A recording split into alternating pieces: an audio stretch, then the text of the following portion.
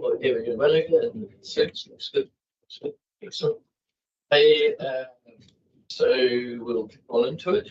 We have an apology from James Thomas. He's actually online, or hoping to be online for the first hour, and he'll be off. If I got a minute, we'll move there. So James Sainsbury, awesome. And Andrew, all in favour, please say aye. Opposed? Carried. Any notification of any urgent additional business?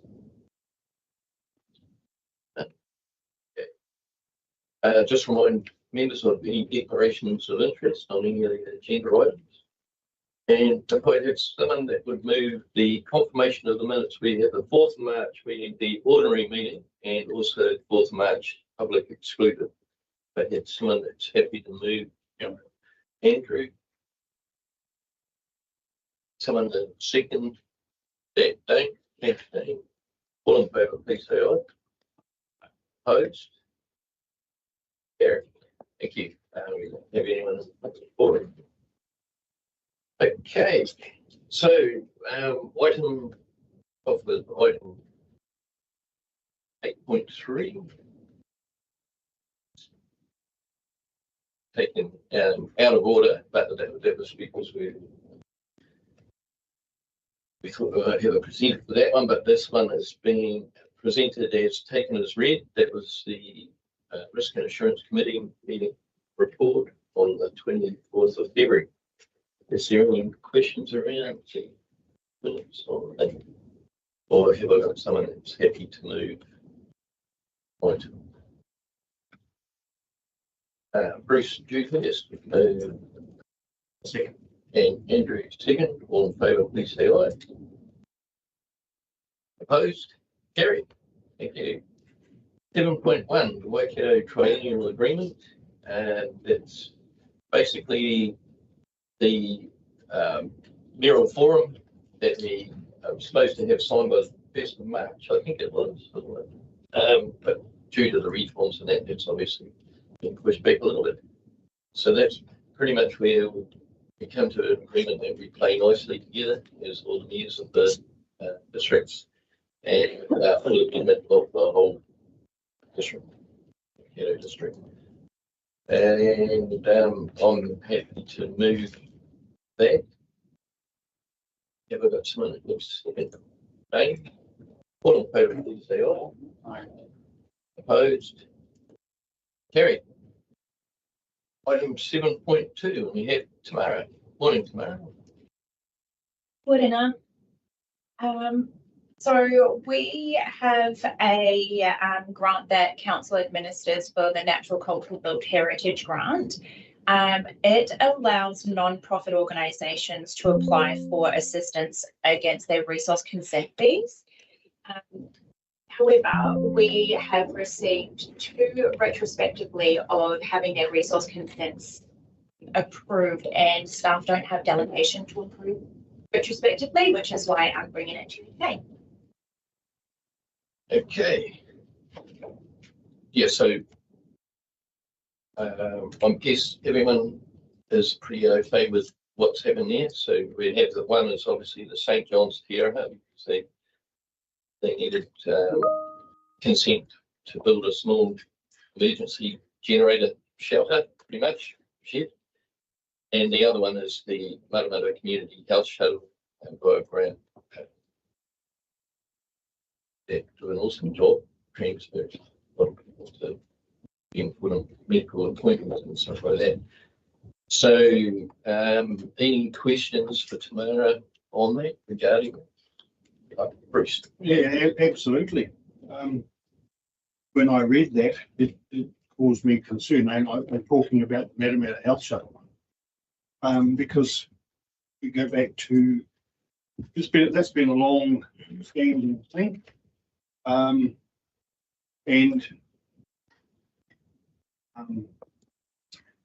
on the 25th of June last year, we had a grant given to them.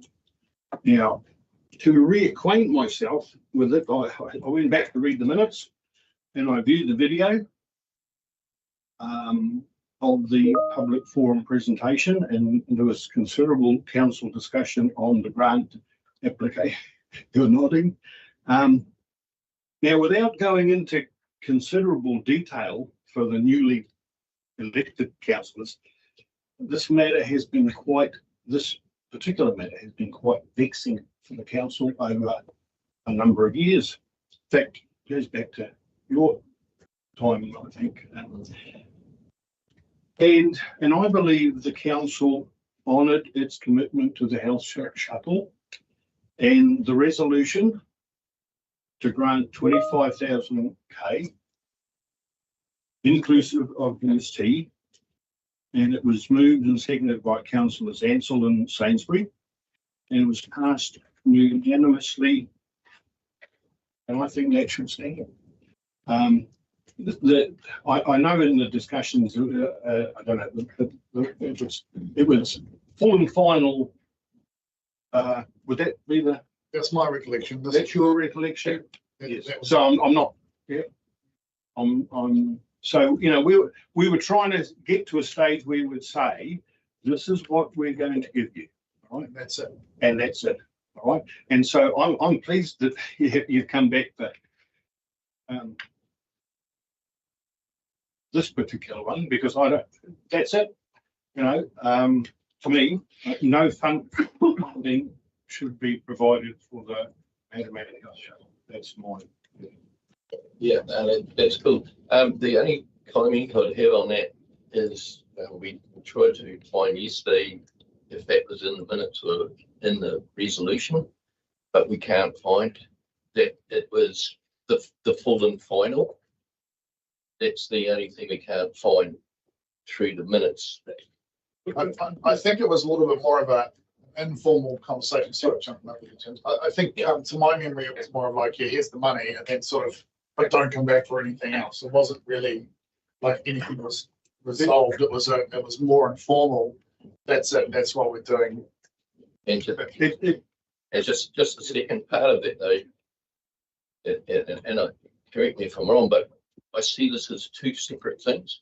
I see the grant as a grant to do with the relocating the building, but this particular fund that we're talking about, that they're trying to draw down on, is actually ring fence for helping with the resource consent fees, building consent fees, please. So I see it as two separate things. I don't see it as you might, Ash, but I don't. I know from the discussions we had, and Dane obviously has a similar recollection. We were actually talking about 20,000 when we were talking about the grant, and then there were discussions about GST and all sorts of things. And it's in the video. It says, right. Look, I'll change. Let's make it 25,000 inclusive of GST, and that's it. Right, and that was what the Councillor Ansell then said, I'll move that. Councillor Sainsbury, and it was unanimous. Now that's how I see it, right? But fine. James Sainsbury. Yeah, I mean, a good discussion, and one that I had internally and various things over the last couple of days as well. So I am very much sitting with where Ash is coming from, which is that it's two separate processes. They may well have for two reasons. Number one is when we're looking at this one here, the reason it's here is for retrospective approval rather than actually approving the grant. If this had come in the first instance and it had delegated, then I presume it would have been approved because it fulfilled all the criteria. The second thing, while I acknowledge that there was that discussion around the 25K, et cetera, the challenge is, I think we really want to be cut and dried about how we make these decisions, because was there any funding that St John's never received from the council previously that should be considered when it's considering whether whether they should be eligible for the resource consent grant, right? Like, is that part of our due diligence now?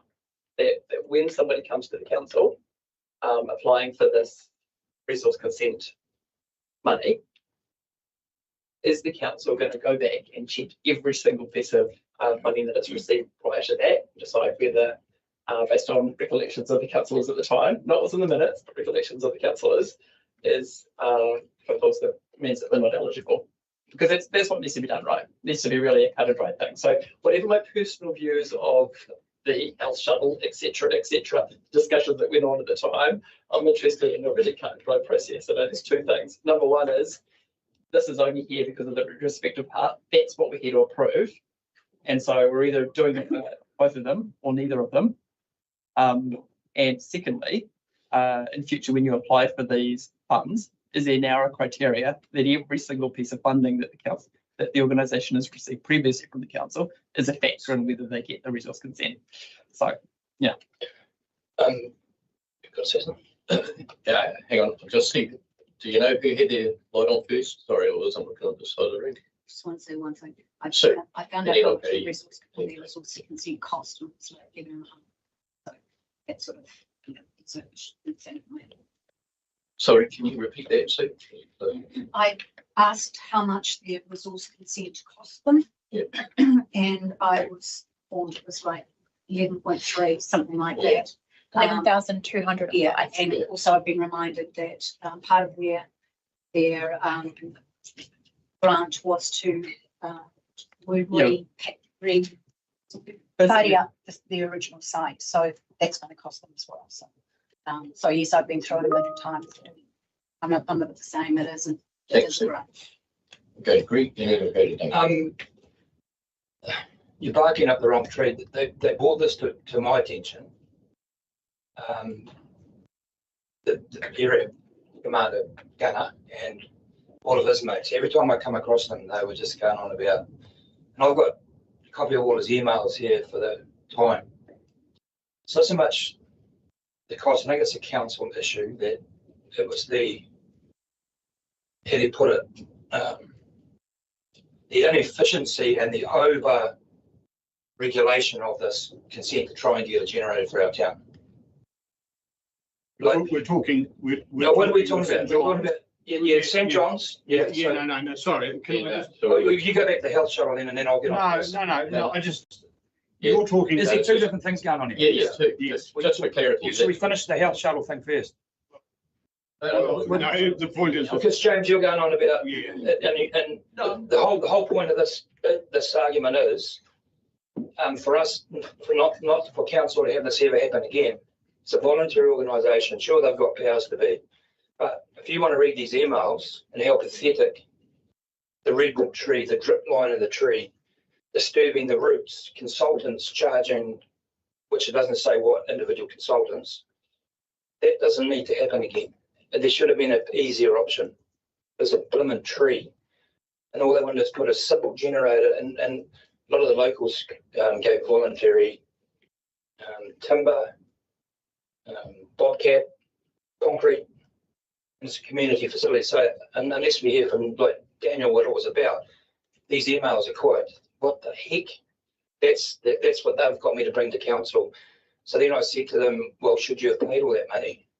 And I don't think they should have, to be fair. God damn it, it's a little wee bloody generator in a box. So that's what I said, well, let's try and get some money back for you. If no money comes back, so be it. It's just the process again. This is what we need to sort out within council. This is the process and the consents. And you probably agree with the boys. So not throwing anyone under a bus.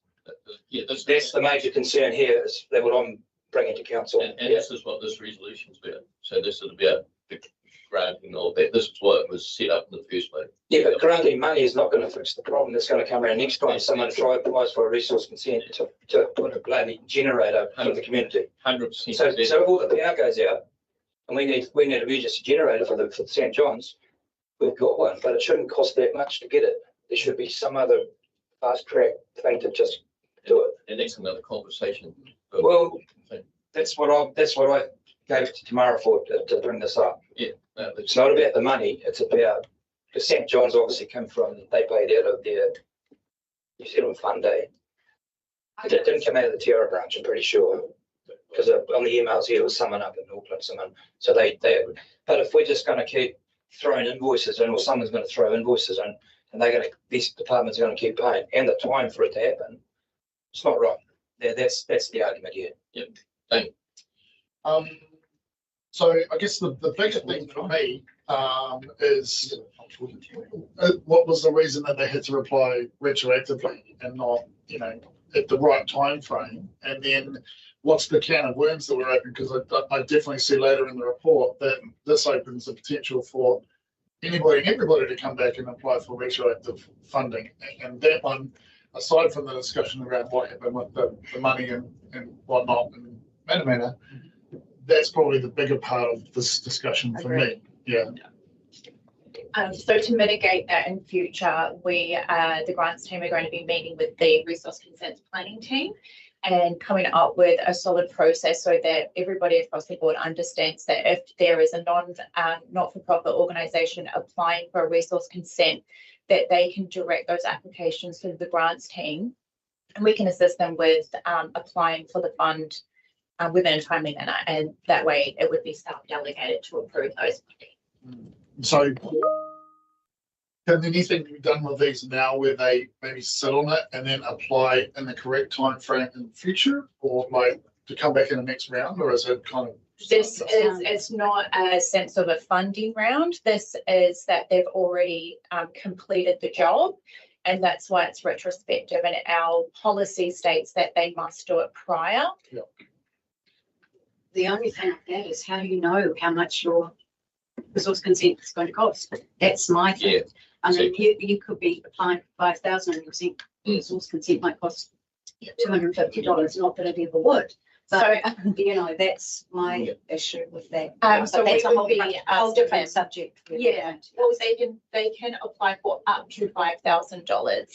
And if it comes to $3,000, the funds don't actually go to them. It gets journaled out of our budget to the resource consents team, so it doesn't actually go to them. Money.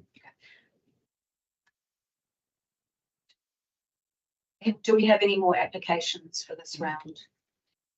And I think too, I'm just trying to rack my brain back. I think we have done this in the past where that job has been done, and then we've I'm pretty sure I remember it coming back to a board meeting for this very thing. Isn't it the only way you could do it? But anyway, I leave that to the Yeah, well, almost. We, through you, Mayor Ash, the team do try, they have a bond and they do try and give an estimate of what a consent can cover. I can't remember the bond. Is it 2.5? Is it the initial payment? Is it 2.5? For land use, that's a deposit. Yeah. So as Tamara said, we can, if the maximum is $5,000, they have a pretty good idea. Can I just make a comment on Councillor Marshall's comment? So there are two issues here in terms of what you talked about. Council set up this scheme to provide funding to entities that qualify, recognising that it wanted to help with our legal resource consent processes. So that's what this fund does. The question you've raised about why would it cost so much? Well, that is a different issue, and that is an issue we're working through quite separately in terms of your direction to me and the organisation for efficiency and enablement. So every consent process will have a cost. Every consent process will have a cost. It's a question of who pays for it. This fund comes from the ratepayers to help those entities that you want to help. So it's not completely answering your question. I'm sure there are people who are frustrated by what they consider bureaucratic processes, but that is something that we're working through, as you know, through the Partnering for Progress process.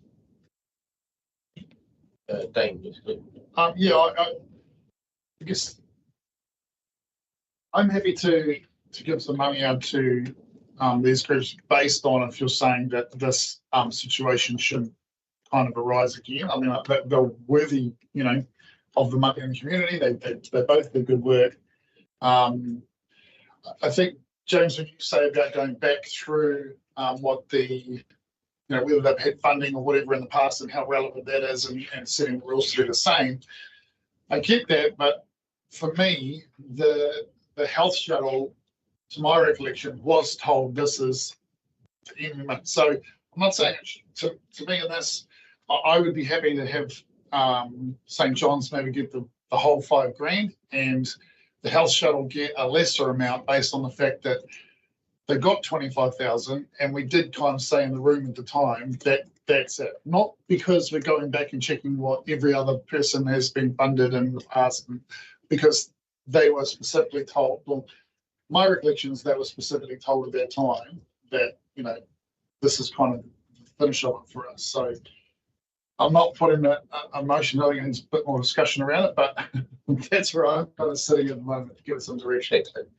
No, I was going to propose a motion, but still discussion. You can propose a motion. Yeah, I mean, I guess what I was going to suggest is whether we wanted to break it down into two parts that we could vote on. So the first one would be the report we received in the council, which effectively allocates $5,000 to Hone St. John Te Aroha by way of the grant. There's a vote on that. And then that the council retrospectively allocates the balance to Matamata Community Health Shuttle, and then people can vote on that according to how comfortable they are with the process. That's what I was going to propose. But, that's pretty much exactly what Dane said. So I'm happy to put up, but there was two voting parts. Yeah, I think there's just a little bit of discussion to have around how much the amount might be for the shuttle, as opposed to just being the balance. But otherwise, I agree with what you said for sure.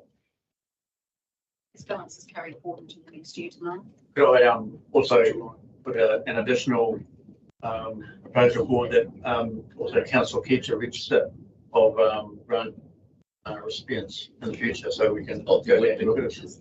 There would be. There would be. 100%. Without worrying handy to see it properly. Just a point of clarification, sorry, Greg. I've just heard the girls were whispering. This finishes at the 30th of June, so that money is not carried forward. So if we don't give it away, it disappears into the event. And just on what Steve's saying, this is exactly what this year. Well, I think it was me that proposed it way back in time, where you have, you know, could even be a little sports club or wanting to do something, and then they're hit with these fees, which are expensive. So every little bit helps with these things, and they're in their own right, they're so important to our communities. If there's so exactly like Sue said, if we didn't allocate it, then it's gone. It's not an advertisement to just flip away money, but this is it. There's a reason around it. Yeah. Okay. Well, if we don't have any more discussion on that, I've got a motion. No, Dane, you go. Thanks. Okay. If you want Just a question: are we giving 25,000 a year out of it? We're not. So was Bruce? to, that was only one off. That was Okay. a grant. Yeah. That was a grant. Well, I'm just going really off of what James has said, but yeah, I think if we split it into two, the first motion is for St. John's to allocate them $5,000. And I'm happy to move that, and then we do see same thing for the community health shuttle, but maybe a lesser amount. What you can do with this thing. Yeah, well, very true. There's two separate resolutions. Yes, yeah. And the balance, yeah. Just a question. The money from the St. John's that paid for the resource consents and whatever, which should have got to that level, does that come out of national headquarters? So do we actually have to fund national headquarters? And just all I brought up was the next time we don't want this to be able to go to skyrocketing out of town. Were they consultants from out of town? As we haven't got any. Have you seen the emails from them? Like, mate, do you want me to read? Like, that's what I'm trying to stop. So, Sam, now's the time. No, I think that's man. This is like, Yeah. so to your point. that's the cost, and that's what I'm saying. Look, I don't have a problem with headquarters Wellington paying for this. I don't think we should use ratepayer money to pay for something that's inefficient for some out of town consultant. rip us off. So in future, work with the team here, we'll sort it out. So just all I can say to you is, we are dealing with the property in Warrensville on Okay. St. John's, and all of our correspondence in terms of costs, etc., come from the corporation. We have the local group advocating for it, but the corporation we are dealing with, not the local group. It's coming from headquarters. And the money, any money that transfers occurs with the corporations. Is that St. John's finances are now sinful. Yeah. Do we have to fund this then?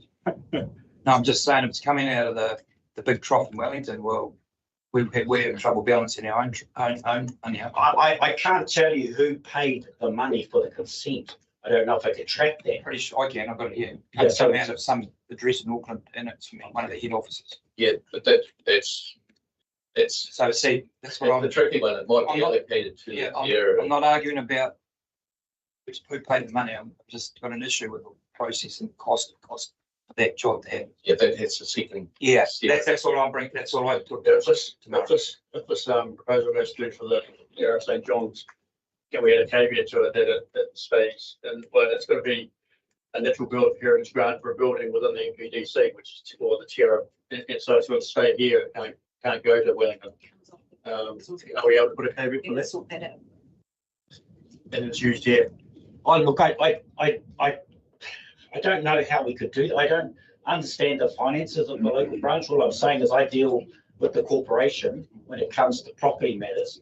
But whether, as the mayor has, for example, whether the St. John's Tierra have been told, you can have this project, but you're going to have to pay for it. I don't know that. Out of their funding. Out of their funding. I mean, I honestly don't know Well, that. we don't know. No, and Well, regardless, it says it in this. and regardless of where the money comes from, the benefit is still seen in the local community. Yeah, 100%. So, Yeah. so to me, it's a bit of a, I see what you're getting, but it's a bit of a moot point because the next time around they might go, oh, we're not going to fund it over there because we've got no support from council. So it's in our community, it's for the good of our community. We need to, if this is available to support it, then we should be supporting it. It's what the fund is there for. So, Okay. And look, I've heard every word of the community health shuttle issues over the years. However, once again, anyone that you speak to, it is a service that is just, and I'm going to be using it soon, and it's a service that is really, really important because I won't be able to see. Driving the station. Yeah. So, yeah. So, you know, I think once again, we could say that's it, but that resource consent cost them $11,000, and I know where we came from, and I know what I said, and know what we all said. But once again, it is benefiting the community hugely, and we can give them $2.50, but at the end of the day, the money's just going, it's sitting there to be used for the community benefit. And that's all I want to say. And I also want to say, then that's it for the health shuttle. They are done and dusted. They've got their new policies. But that's recorded, so we've got couple of duties to do on people at the moment, so. I'm happy to. Yeah, all right, what's the, this funding is 30th of June, and if we empty it out now, what's the possibility of having another applicant between now and then? The answer is no. There's no funding. Yeah. I'm happy to second what Aidan moved and what's documented up there. Okay. All moved by James, seconded by Jane. Do you, given the discussion, do you want to add something to, if Stacey jumps into C, to record formally in the minutes that this is full and final payment in regards to this project? So following Yes. number C, Yes, that's what. after the word grant, add this is full and final payment in regards to this project. Then it's yeah. I don't want to. I don't That's want up to. to- I don't know. I don't want to add that. You never know though, because something else might come up in the future that you feel that It's for the project, not for the organisation. For this well, project. for this project, Yeah. then I don't know if you need to put it there, because I mean, Offering a suggestion. Yeah, because we didn't do it last time, so that's why the discussion's being held, but, Saying first. Exactly. Okay, with Dane, in the move. No, I'll leave it out because it's all something that can come back and you don't know. So, Okay. James, you second that, you happy with that? Yeah, I don't want to second that modification. Okay, all in favour, please say aye. I Opposed? Carried. Thank you. That's good discussion. 7.3. We have Daniel Kruger. Welcome, Daniel, to the boardroom. You can charge us update in the building, please. Your current schedule, not putting those resources in things. Morning all. What I hope you've looked at the report that was attached. I just want to raise three things. The first one is we must probably stuffed up, or we had stuffed up with GST on our objective build fees. As you will be aware that since November last year, they've broken up the way they actually structure the fees. Up to 124,999, they charge us $80 plus GST back, and we haven't charged for GST on it.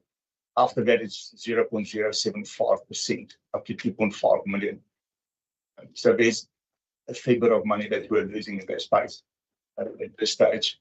The second thing is, as you will be aware that government with legislation, there was a stage where they said that they want to make remote inspections mandatory, and they've decided not to make it mandatory. But I have spoken to a group housing company about a week ago, and of course one of the private BCAs down south deals with group housing, and he said to me that the only thing he will move to them is because they can do the inspections remotely and they can get it sooner. So objective builder games made it available to us to be able to use, but there's a cost for us, and that's why I'm here, and that's $38 plus GST. The other thing is legislation that came into play for small standalone dwellings. Again, objective build is in the process of actually getting that sorted. They were supposed to be done by the end of this month to make it workable for us. They've now extended it to the end of April, and again, there's a $250 plus GST. So I mean, we can keep on doing the way we're doing it in the small standalone dwellings. It just takes up a lot of time, unfortunately. If we go back to the remote inspections, I would prefer doing the remote inspections. I know the team has spoken about doing 4 different types of remote inspections so that we can help those guys and hopefully not lose our work to the likes of the private BCAs. Thanks. Sue. I would just like to move those. Okay. Yeah. Yep. Just what he needs. Yep. So Sue's going to move it in, and Kerry second. That's cool. I've just got a couple of comments on it, Daniel, just for clarification. Really, isn't that is the only thing. And I'm just looking at, because we're talking about fees and stuff like that. So, and it's to do with the government's new legislation where they're trying to make it easier, trying to make it more cost, especially for these like granny flats, these small buildings that are put onto a property.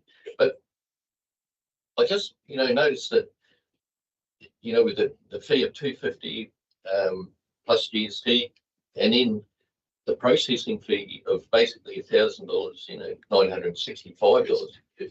Is that reflected on the actual time it takes? Because I would have thought it'd be quite a reasonably simple.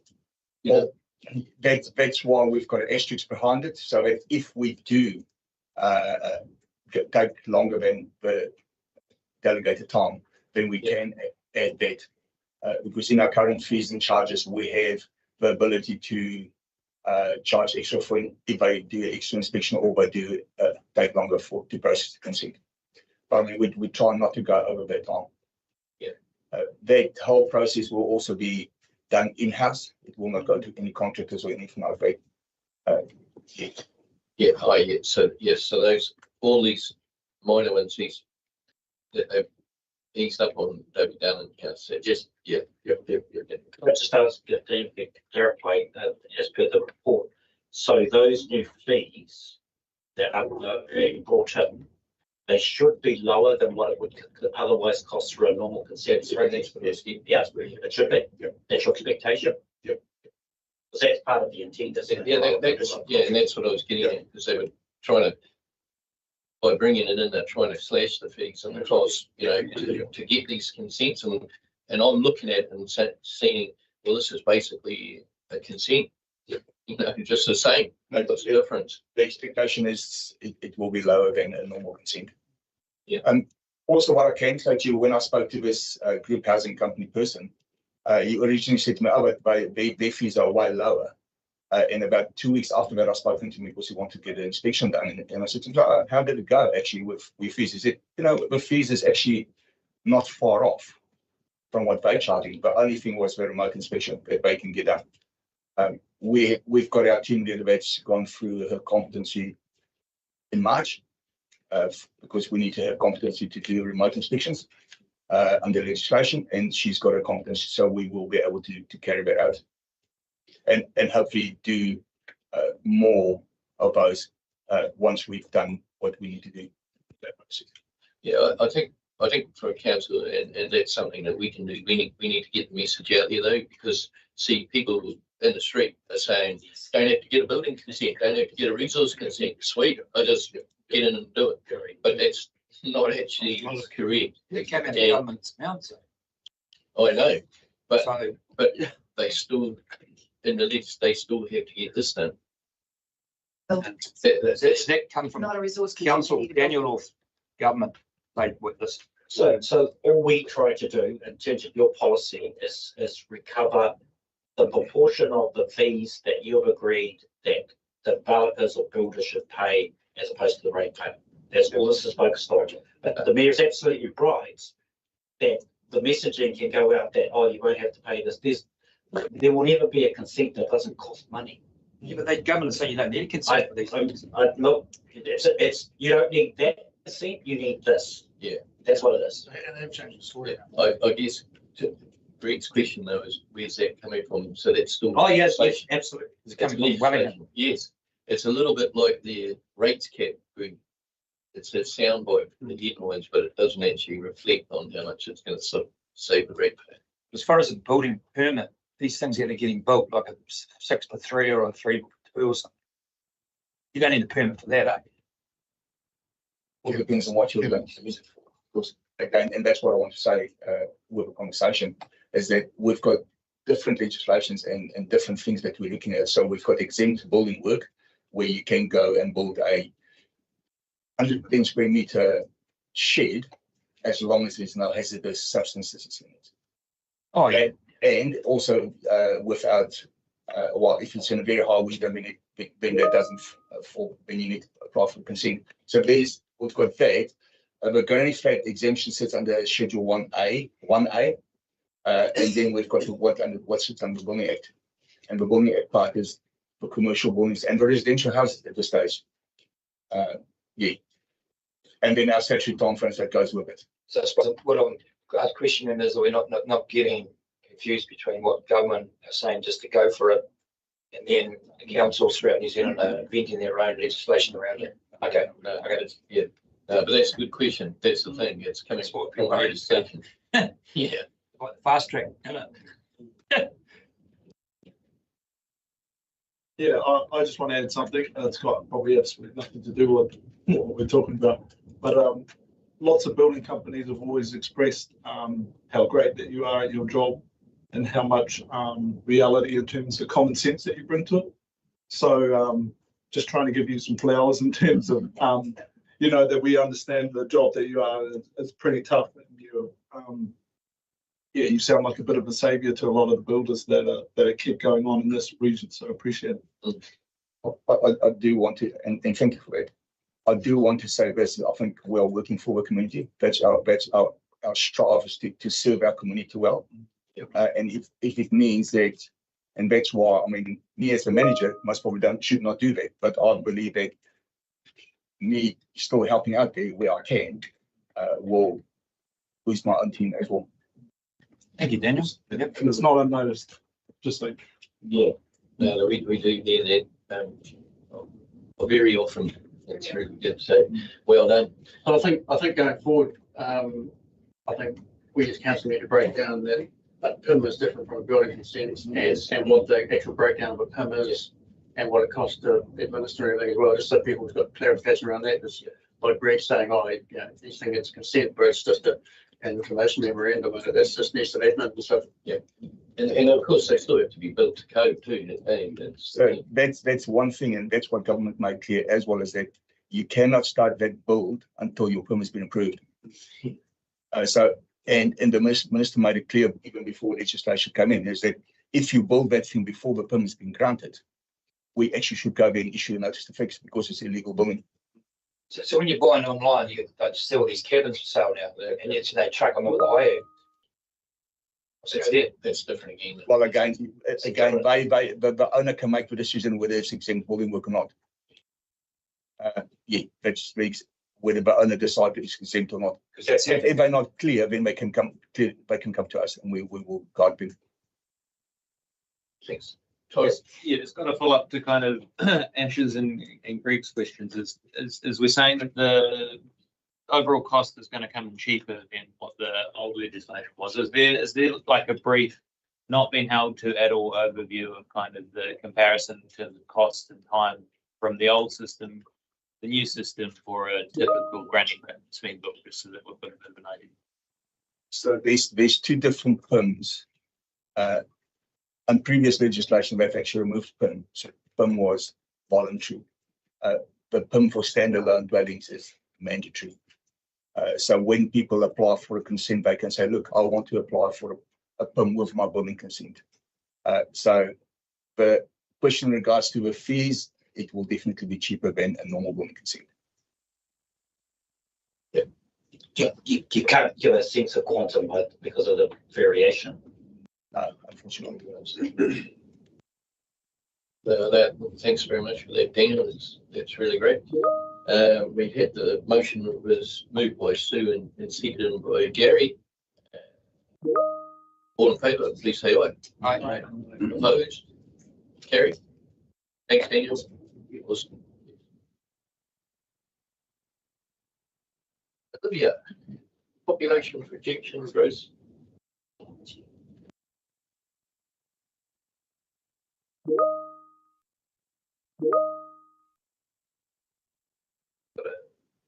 Resolution on that. So here to present the population projections today and request that you resolve for the projection or growth projection scenario you would like to use to underpin your assumptions for the next 3 years for your strategic planning, your long-term plan and growth strategy. You'll recall at the workshop on the 25th of Feb, you had Te Ngira from University of Waikato come in and present to you the projections that they developed, both population and household and labour as well, and how that model works and how they project at a local and district level. So today we are proposing that, or advising rather, that you adopt the high growth scenario projections from Te Ngira, as advised as well by Property Economics. And just to reiterate with these projections, as you recall, Te Ngira developed 3 growth scenarios. They have the low, the medium and the high. No scenario is more likely than the other. They're just simply different assumptions. And in terms of planning, we're not planning to hit those numbers in the projections. They are just simply what we expect to be the most likely outcome. But as you go through your decision-making process with the long-term plan, the growth strategy, and other decisions the next 3 or so years, you'll also be considering other data around development contributions, building consents, other projects as well to make your decisions. So I just wanted to highlight that. But yes, we're so happy to take any questions. Any questions for Olivia? Vinny?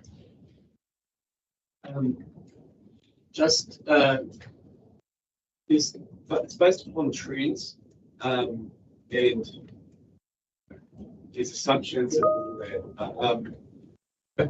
the question is really, I suppose, like how long until we can review it again? Because I think that, like, for instance, this upcoming election is going to have a massive impact on whether or not we see that the high growth projections are accurate or whether it's going to be higher. I think that the outcome of this election might actually change what we're seeing from an immigration point of view. Immigration is a big driver of growth in this district. So my only concern about adopting something from a long-term, what is the term that we're adopting this for? And do we have an opportunity to review it, say in like 1 year's time, and then maybe decide that it's not the right one and or it is the right one? Yes, well, we do this for the LTP, the long-term plan, so at least 3 years. Having said that, when the team with infrastructure, when we're looking at investments of improvements in treatment capacity, etc., you're always considering what is the next logical stage for expansion. So if you buy a unit, for example, it will give you a certain amount for treatment, it'll give you a certain amount of capacity, and then the next block is another increase in capacity, as you can imagine. So the team can consider, for example, when we're looking at these projections, some sensitivity around that. But in a 3-year time frame, I don't think it's going to, in my experience,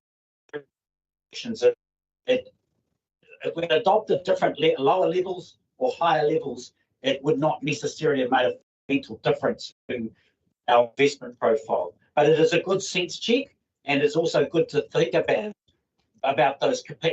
I suppose it's when we're getting towards the end of our capacity for say, a treatment plant, and we're saying Morrinsville, for example, is coming up. We're already designing Matamata. It's modular, the treatment plant, wastewater treatment plant. It's modular, so we've designed that to plug and play. Morrinsville's going up for an extension, so logically we'll be saying, what is the next logical step for investment? How does that line up in terms of our growth projections?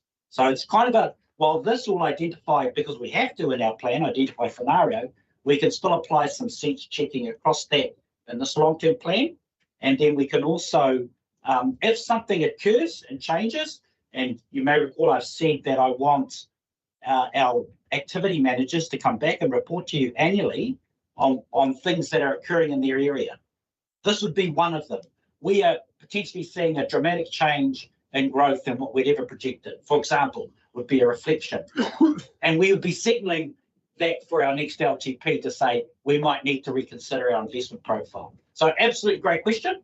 I think, as I say, my experience has been we consider the sensitivity around these anyway as part of our long-term plan, but we will have a more structured check-in perhaps than we have in the past in terms of our infrastructure investment annually. That's a long-winded answer, but there's one simple mathematical equation. You just work with planning. They know day for day how many people are coming to a district because they're the ones that are taking the consents. And they say they're going to build another 1,000 houses at wherever. Guess what? You need another 1,000 things of infrastructure to support them. And then you go, that's simple. You don't have to go too crazy on it. Just work with the planners. They're the ones telling us. And you'll 100% agree. And we do work with our planners. I suppose in terms of where the legislation's going, and something that the team have briefed us on is this need to turn on supply really quickly. There's I can't remember what it's called, but as part of the direction that the government wants to ensure that we facilitate growth is to ensure land's available and having some form of stock take of that to be able to turn it on if necessary. So that creates some challenges, but our team work very closely together to make sure that we're making the right kinds of investments based on what's happening. Absolutely. But with long-term assets, you're talking about stormwater pipes 100 years. Your wastewater pipes 50 years plus. There is some risk in that you get it right. Yeah, there is some risk. That's technology too. Absolutely. Treatment technology. Well, yeah, because with the way people are working remotely, where people stay with us in our little business, and mate, the last 6 months, a lot of their mates are quite high flyers. Some of them live in the bottom of South Island and doing work in Australia and Auckland and Wellington. They don't even go to work, man. They just work straight out of there. So that's changing demographics of those places in the South Island. And like this place, you build it and they will come. Because as I said to you before, they've had a guts full of the cities. Auckland's just gridlock, and the cost to live there. So these areas, as I say, the plan is a first line to say, hey, we've just had a developer want to put so many houses at the Matamata.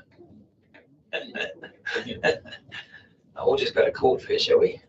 Hey, Olivia, have you got any metric as to what the different projections, say, between low and high, would the impact it would have on the long-term plan, say, over a 10-year period, as in costs, CapEx and OpEx? Yeah, not in terms of cost. So this is more just saying what we think the most likely growth scenario is. And that's what we're assuming when we make a long-term plan decision. We're assuming that at the very base that we're going to grow to the next rather than over the long term decrease or grow slower, which ultimately has impacts around decisions that you will make in the long term plan about where to put infrastructure. So this is, I think, was around projections are always wrong. I think that's what Tina had highlighted, that they're always correct. They're not meant to be a crystal ball. They're just meant to be at the most likely scenario, and we will plan accordingly that at the very base, at the very minimum, we think that this is what will happen. But as you say, we will consider other things like projected, proposed rather projects, because when to develop this data, they can't assume that these projects will happen when they're drafted, don't exist in their projections. So that's where things along. So that's why we're asking today that you just that you talk to what you think that kind of baseline will be, and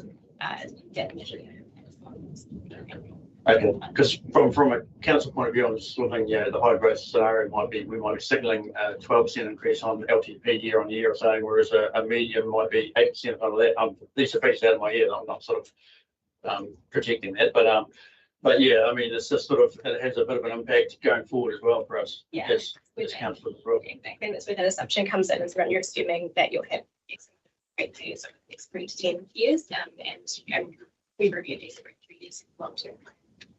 But these projections are designed to be part of your 10-year plan.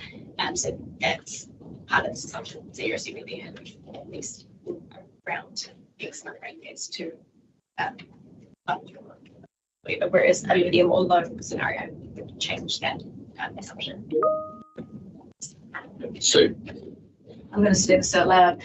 Inara Institute of Population Research is really a academic desktop assumptions.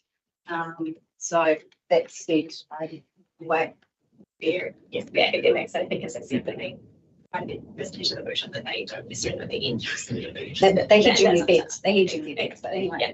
I get it. Okay. Anyway, got some of that will move the recommendations due to that. Yeah. I'll just make a point again that that continue to acknowledge also single information they received to us is still missing. So what is missing, we have no way of considering you. So I guess I'm just noting again because it's basically that I'd like to see them implemented. In terms of next council,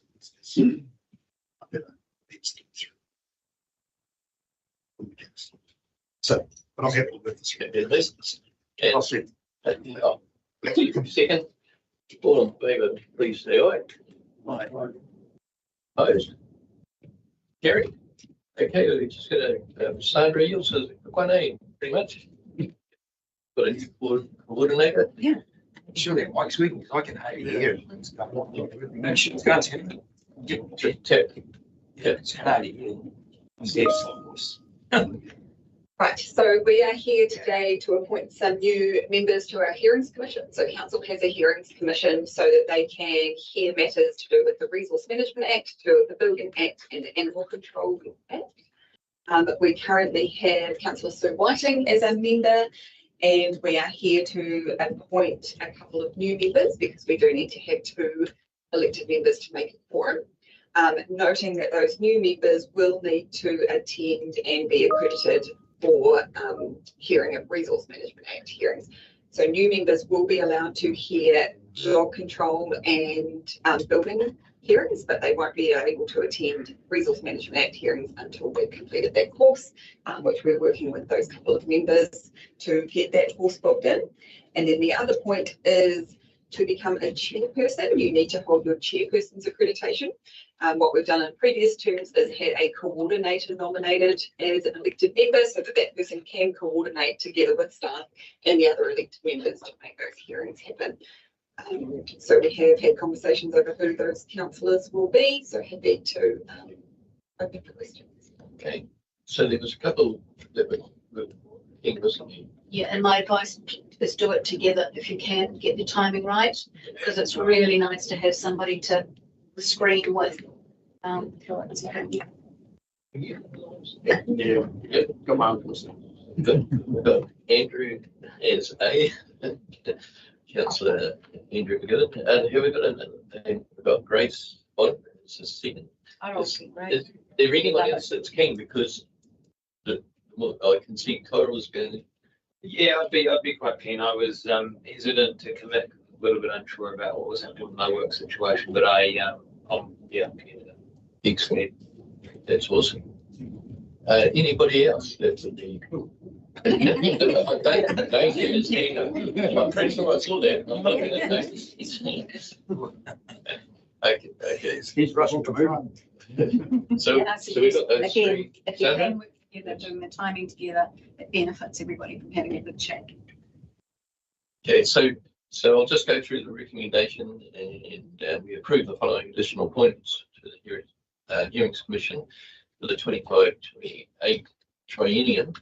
Okay, we have Andrew McGill, and we have Grace Bonner, and we have Tyrell Clark. The items, the second item on it is Councillor Sue White, who is appointed as the coordinator for the Hearings Commission. I'm happy to move that. We've got someone to second that. I'll move that. If I've got second it, James Sainsbury. All in favour, please say aye. Opposed?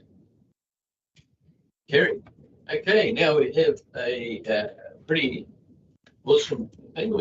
Item 8.1, which we're going to. We have a long service, two long service awards that Manoia is going to speak to and hand out. So it's a very proud moment.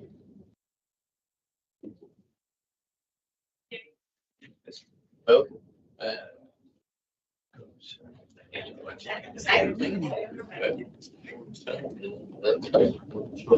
Yes.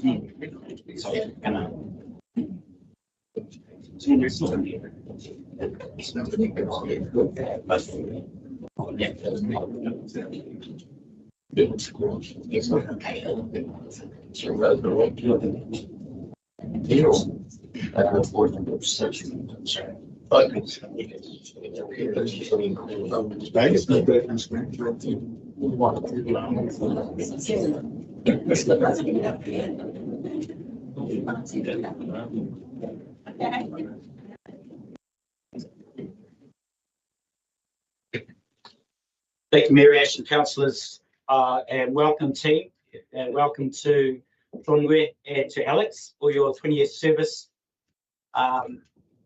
award or recognition. I just wonder, look, I know if we could do Sean first. I know that Lania did want to say some words first. Lania is Tronwe's manager. So Lania, if you say your words first, and then I'll briefly speak, and then Sean, you'll have an opportunity to respond. So Sean here is our chief number cruncher in the finance team.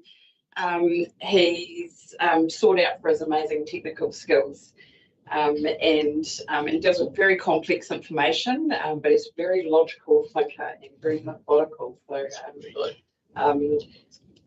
and he has a real can-do attitude as well. Quite often, Manoia will come and see Sean and say, well, that number didn't work, we need this number. And Sean will say, can do. And he works his magic and somehow we get that number. So Sean's often working to very tight deadlines, and he puts huge commitment in to make sure we meet those deadlines. So I'm very grateful to have Sean part of our team for 20 years now. Interesting fact about Sean, he was born on 29th of February in a leap year. So even though he's the longest serving member of our FABS finance team, he's technically only 14. So I'm really hopeful we're going to have 20 years next year. So thank you, Sean.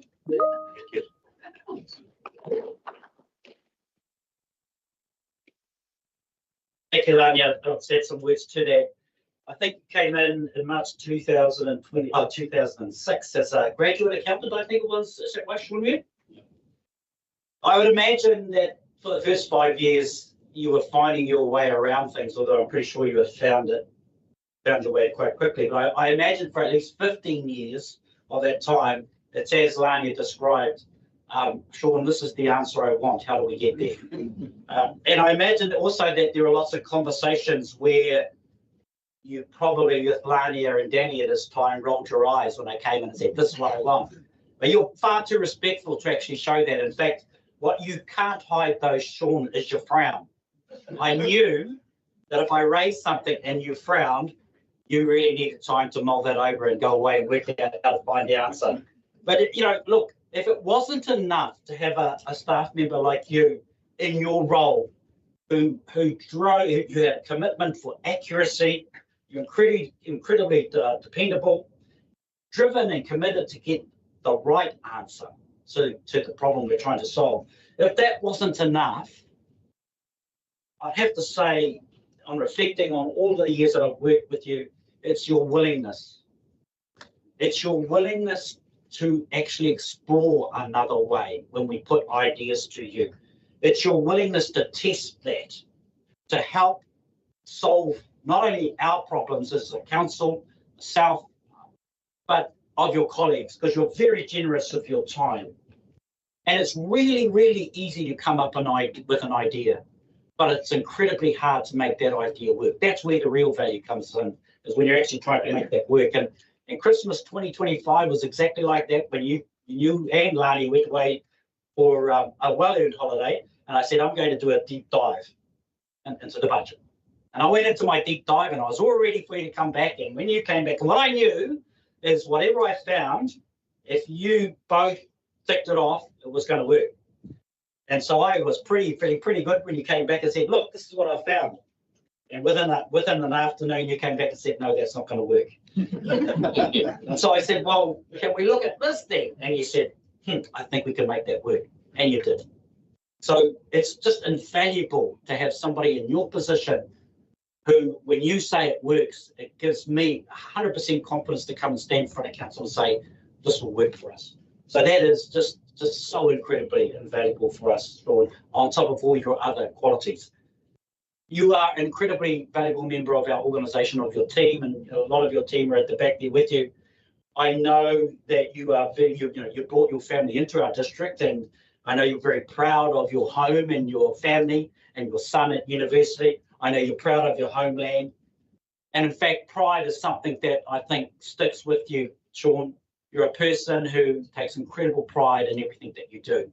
And we're very thankful and grateful to have you as part of our organisation. And it doesn't feel like 20 years. It feels like a lot less than that. So thank you very much, Sean. I do have things. Oh, do you give this? Or? You can I'm just bringing this to you and then give you a chance to give your own words and response.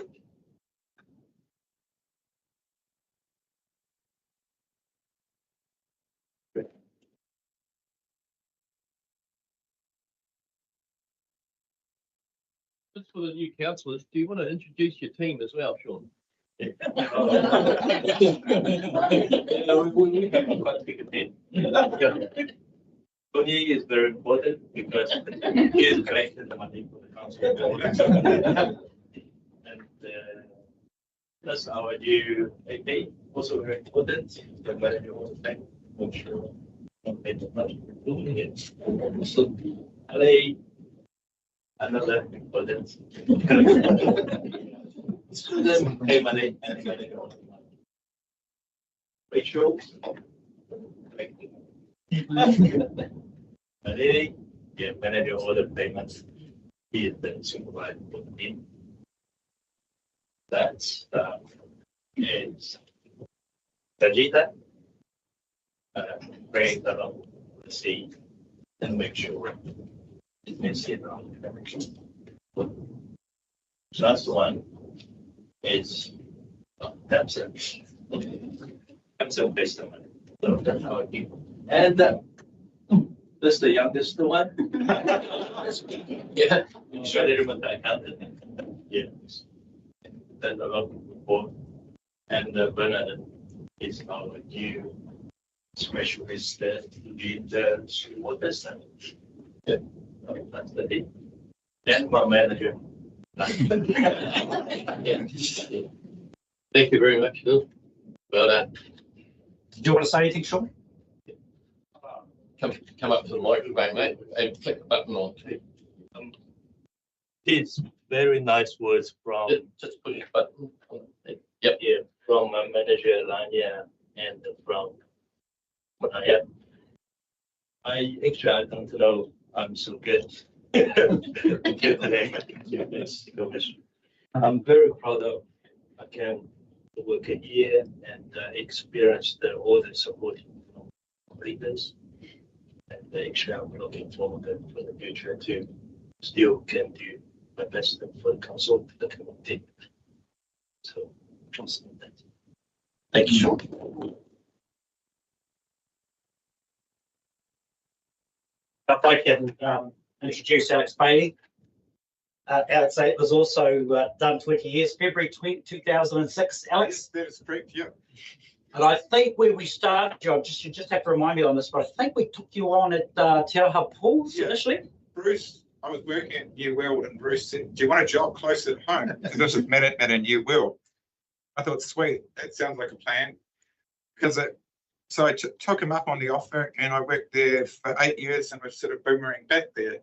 Yeah, so Bruce, whatever, your former manager and colleague of ours who sadly passed away last year, Bruce saw something in you, Alex, that has borne fruit for our organisation. And I think the key thing that he saw in you was that how willing you are. But you started there, but it wasn't long before he had you all over the district doing things with him that needed to be done on our many facilities. And I know he and I talked about you on a number of occasions, and we reflected about how good it is to have somebody who turns up when they should turn up, and that when they turn up every day when they should do, they're ready to do their job, and they're ready to do it diligently and incredibly. I can't remember when I haven't talked to you and you haven't had a smile on your face. Yeah. And I know that we reflected on what would our life be if everybody was like that every day, and it really is a testament to your willingness to try things. And I know I even got you into the office one stage, didn't I, Alex? Yeah. Working on something associated with water risks. Yeah. And funny enough, that work that you did all that time ago, yes, it's actually on the agenda later on, some of that stuff. So, and it was again, it was Bruce telling me that you're just willing to try anything. I needed somebody to do something. You came into the office, did something you'd never done before, I don't think. Yes. And you worked at a really hard job there too. So I also know, so that willingness is incredible. I also know there's a lot to you, Alex, outside of work. There's your tennis that you love. Yeah. You're a musician. Yeah. You love comedy and I think British humour. I know you're incredibly proud of your family and your brother, and I know you lost your father recently, but you're incredibly proud of where you live in Chatham. And all of those things, your team, I noticed a number of your team members here with you, Wendy and Hassan and Shannon, are here. They all value you and are here and support you because of the unique individual you are, what you bring to our team. You've achieved an incredible milestone. And so if I were to say what value in somebody who turns up like you every day to work, well, that's invaluable. And I know Bruce would be incredibly proud of this milestone for you. I am as well, and I know all your colleagues are. So congratulations for that, Alex. And I'll hand you your acknowledgements.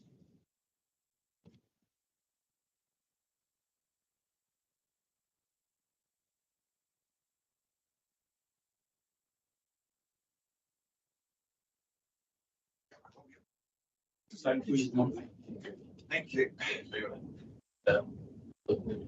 Into the councillors see that. Okay, that's my boss, Wendy. Here's what work, I'm not working the polls, what work's needed doing. Can you be this place? You can use my vehicle. Just don't speed in it, please. And then Shannon, she says, I need you at the polls ASAP right away. Can you get up here now, please? And lastly, Isan, he says, short notice, I need you. I don't say to Isan, you've got to book me in back, otherwise Shannon will book me first. So thank you. I thank Bruce for giving me a chance at the poll. God forbid, wouldn't want to be at New World for over 20 years now. So I'm grateful for that chance and all the different jobs he's given me over the years. It's been great and always encouraged me. And to the new managers, Wendy, the same thing, always encouraged me to do better. I thank you from the bottom of my heart. Thank you.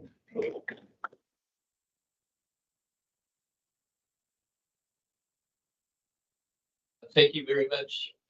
The service that you provide for council, it's outstanding. 20 years, well done, and we appreciate it. Thank you very much. Have I got someone that would be prepared to move the long service? We've got James and Gary. I'll second that.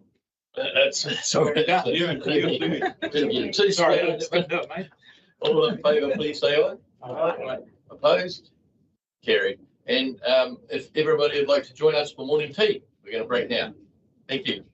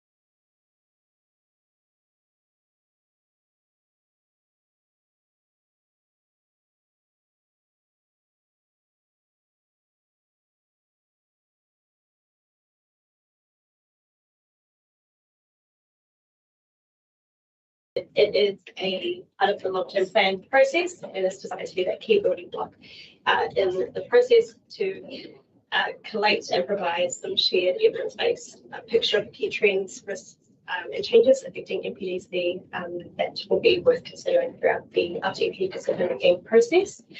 The report highlights things such as population growth, economic trends, environmental trends, and legislative reform. And obviously to note that none of these issues sit in isolation, but many of these, and also these issues are not all unique to NPDC, but it's certainly things that we need to consider as we move through this process. It will shape the environment that council will plan in the best services, budgets, infrastructure under, while also looking at how to support our communities where we can. So this report comes from a range of sources, including the census, team meter, infometrics, government agencies such as the Social Investment Agency, a range of other reports and data, to really try and highlight and identify some of these challenges and also opportunities as well that are worth considering. This report is designed to be a reference document throughout your process and to ensure that the decision that you make are grounded in evidence as much as possible. And we are providing this today to request that you endorse it to be made publicly available so the community can also have this document to provide the understanding of the decision-making environment council is in and promote the transparent decision-making, and is also a resource for these members to use that as a discussion document with your communities as well as decisions throughout the RTP. So happy to take any questions or comments. So looks like Grace is going to move the recommendation that number one, council endorses the trends and analysis report to inform decision making on the 2737 on campaign. And two, council agreed council staff may make minor edits where required to the report prior to moved by Grace, Ferguson and second Andrew. All in favour, please say aye. Opposed? Carried. Thank you. Okay, Olivia again. Item 8.2, 6 months report. Yes, Olivia. So this was brought to you at any workshop back in March to give you some familiarity around the data that's in our annual report and the type of data we report on, other than the service and our financials. It's really just to put it on a public agenda to make it available to the community as workshop engagements and also to so just putting information today to take as read, and it also can advise in terms of the audit project separately, that audit currently on site for the interim auditing. So they've been working closely with our finance team to work through some of the their various things. Just an update on that overall audit project for the annual report. But yeah, happy to take this read. Do you want to comment on anything in there? Well, happy to take any questions if I can, otherwise I'll call Dawn back, but. Any questions around that? Or have you got someone that's happy to move the recommendation that the 6 months report 25 is received? Andrew moved. And have I got someone second that? Gary, all in favour, please say aye. I'm done. Gary. Okay.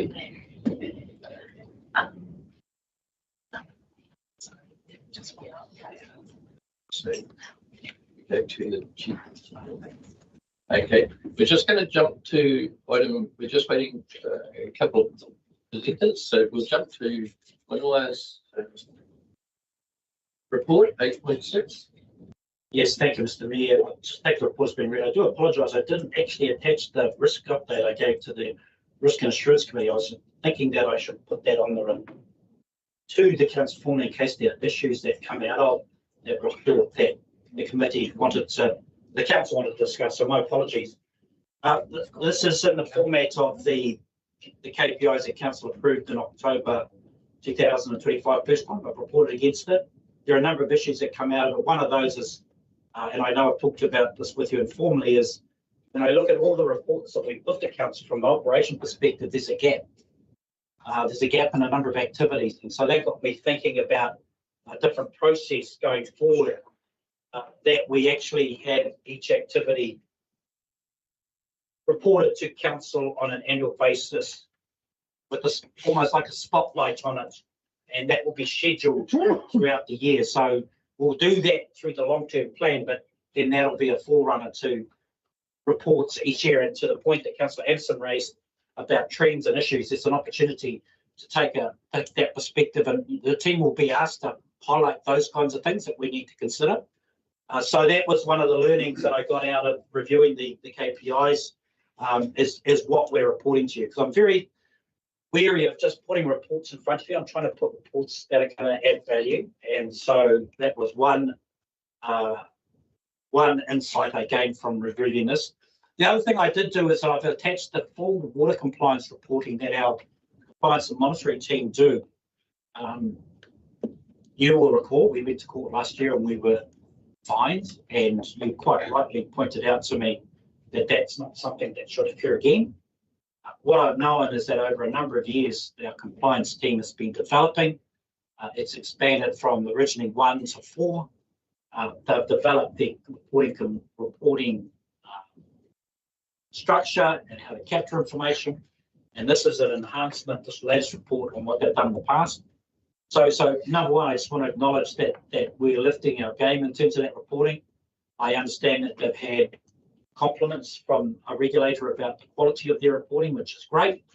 I suppose the other thing I just want to put out about that reporting, two other things. Number one, it just gives you a sense of the extent of information that you can report on. And it's quite extensive, not only in terms of Matamata-Piako, but also Waka Regional Council, as it should be, which I guess a reflection for me is, with all our water supplies, all our treatment plants, and the many hundred Ks of infrastructure that we have, pipes, etc., we're not always going to get it right. There are things that are going to happen. There are overflows that will happen. But the key thing is that we deal with those issues quickly. We report them as we should be, that we're ahead of the game. And I'm really pleased about where the monitoring, compliance and monitoring team, how that far they've developed and what they are still evolving. The other thing I'd comment on is that what that compliance report doesn't reflect is actually the work that's going on in the field with our operations team and all the proactive things they're doing to ensure that we do stay in compliance. And a classic example is the Matamata wastewater treatment plant. Councillors who have been with us when that plant project started knew that one of the big risks there, that when we desludged the ponds and we went through this construction, there was high risk of non-compliance in terms of our treatment discharge, and indeed that occurred. But we were working very closely with the regional council on that, and they were informed of that. But the team also put in some what I would call innovative solutions indeed to stay ahead of the game, because they could see problems coming. And that's also happening in the field in terms of projects. So this report doesn't reflect that, but there's a lot of stuff that's occurring. And I guess what that is a testament to is the previous chief executive was driven, Mr. McLeod, to lift our performance in this area and put a lot of building blocks in place. It's not easy to get there. You know, it's so complex that you're not going to get there in the short term, but I'm really pleased about the progress the team are making, and also the culture of compliance within the team. So this report doesn't reflect that, but I just want to I actually asked them to showcase, the operations team showcase something they did, because I thought it was quite innovative, but they've just been tied up. So you may see that. So that's, you know, I've taken on board fully the comment from council that kind of legal prosecution shouldn't happen again, and that was our fault. We could have done something different to make sure we didn't end up in court. So no excuses to that. What I am saying is we've got very good processes in place. We're not perfect. There are still some areas of vulnerability, but we've come a long way in that whole area. And hopefully that information gives you some assurance about where we sit. And it's a warts and all. I don't want any regulator to think that we're hiding anything with council. It's warts and all. This is what it looks like. So with that, quite long-winded summary, happy to take any questions. Greg, I appreciate your professionalism, and I just think the whole New Zealand governmental thing is a joke, because we got fined 100 grand. Women's going to be getting fined 100 grand an hour or a minute for what they're discharging into the ocean. So they can pick on us, yet what's going on down there, and they're just dumping it straight in. So to me, it's an inconsistency. It's just to me, it doesn't sit straight. It's like one rule for them. If I can get them, I'll get them. Mate, those guys are broke now. And has anybody been sat down there? Like, anyone lost their job? It's like, so to me, it's just a big joke. Sorry. Well, if I can comment on that, what I will comment is we have people who take pride in doing things. Yeah, I understand that, mate. And so we want our house in order, and we could have avoided what happened last year. So that's down on me and on us. And I just want to reassure you that the culture in our teams is to do everything we can. Yeah, I understand what we can. But what I'm saying is it makes it fast. So you're getting fined, and then those guys are just chucking it straight in the ocean. She's all good, mate. Okay, Yeah, no, so we'll look at reviewing and probably modifying your KPIs, so it's not quite so extensive, but the abatement notice, the Tiara, was issued in 2022. Has that been resolved yet, or what's happening with that? No, that abatement is still, and it's in play, and the regional council are in play with that as well. That's in relation to not being able to turn off the water for the water. The regional, I've got to say, the regional council have been, well, we've had some scars. The team are working well with, I think the critical thing there is keeping them well informed, not hiding anything. And I've got to compliment them on how they're working with us in that area. If we get that right and they see we're doing the right things or trying to, we will avoid prosecutions. If we're negligent, we deserve to be prosecuted. I hope you're getting the sense that we're doing everything we can do things right.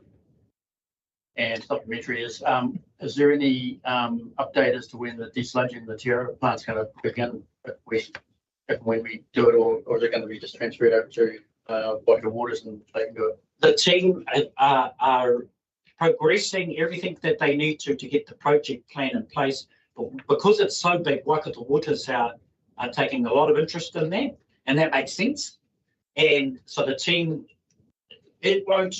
my pick is, it won't start before we transfer.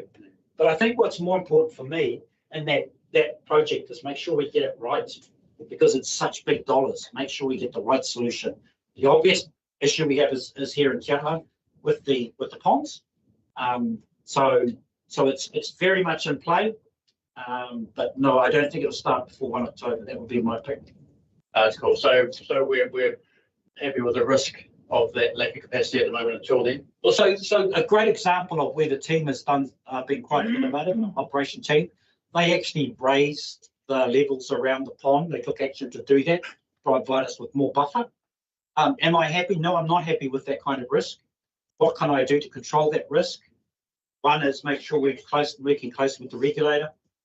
Two, showing commitment, and we've shown commitment in terms of funding to get the job sorted. And I think we'll have a bit more grunt behind that project. Yeah, I'm not happy with that kind of risk, I have to say. But it is, there's not much more I can do at this point. Any other questions, or have someone that will be need to move the report we've received? Dane and Bruce. Okay. All in favour, please say aye. Aye. Opposed? Carried. Okay, we're going back to item 8.4, and we have Carolyn and the team coming up.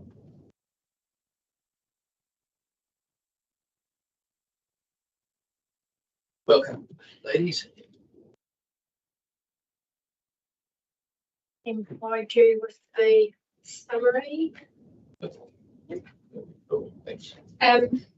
Just a quick summary of the report that you have there, starting with the plan change extension work. As members will recall, the council-led plan change work was halted by the government's plan stop proposal, and exemption applications had to be made to proceed with work. In terms of an update since the offender report was written, we're pleased to advise that PC 65 has received government approval to be able to proceed, and based on that, a workshop slot has been booked for April the 8th to take members through the 11 plan change matters before that exemption application is sent to iwi for their review and comment prior to notification. With regard to PC 49 Waharoa exemption application, which is seeking permission, slightly different, seeking permission to progress work on this plan change. This plan change includes a mix of residential, business and industrial zone changes as part of a recent internal review of the draft exemption application. It was highlighted that a more streamlined approach should be taken in the proposal, and this would align with the government direction of making planning matters easier to understand. So it's therefore proposed that the northern end of the industrial area that was previously proposed to be a bespoke industrial zoning now takes on the Matamata-Piako industrial plan regular industrial zoning. So we have the engineers reviewing that for suitability, and want to make it part of the application, and that amendment will be included in a revised version that will go to Ngāti Hawa as soon as we get it back through review.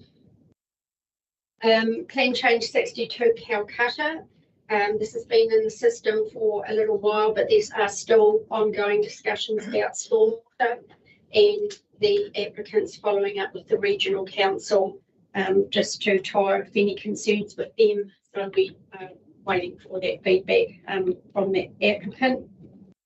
We have a new plan change that's been lodged at council. So this is the private plan change, Banks Road residential zoning. This is located in Matamata, off Banks Road at the racecourse end of the town.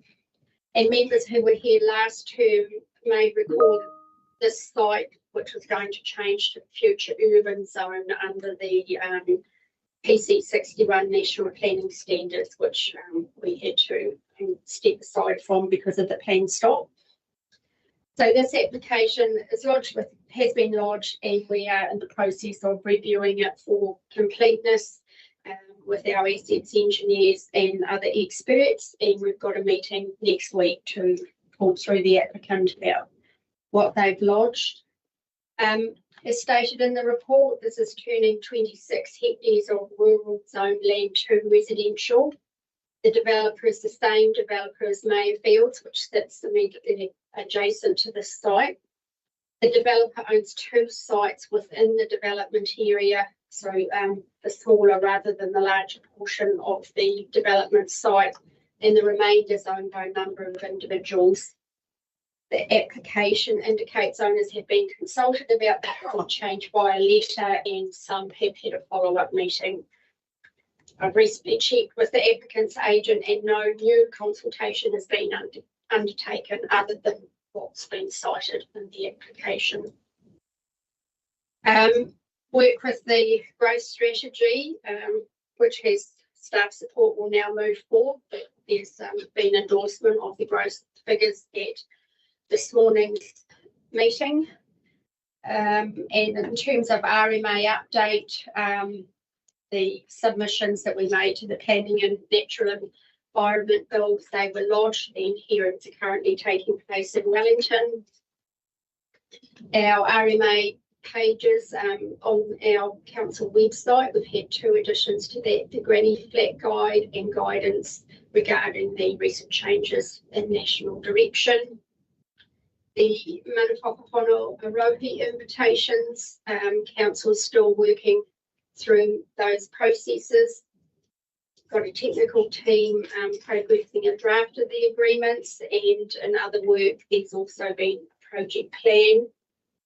And something that hasn't been mentioned on the agenda item because it was only this week, we had the first meeting this year of the Hauraki Golf Forum, And a new co-chair was elected at that meeting, Warren Ma from the Regional Council, and we will supply the minutes and the presentation. So the next month's RMA update, or alternatively, there is a link which we could perhaps provide if members wanted to view that in the interim.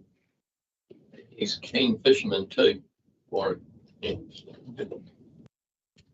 Any questions? Any questions?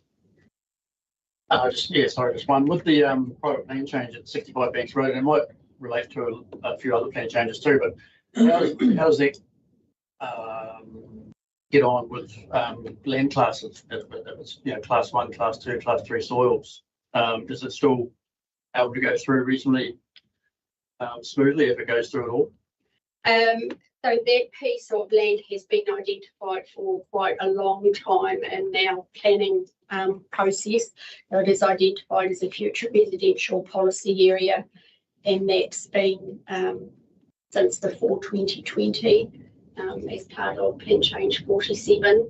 So certainly strong indicators there that should turn over to the residential zone.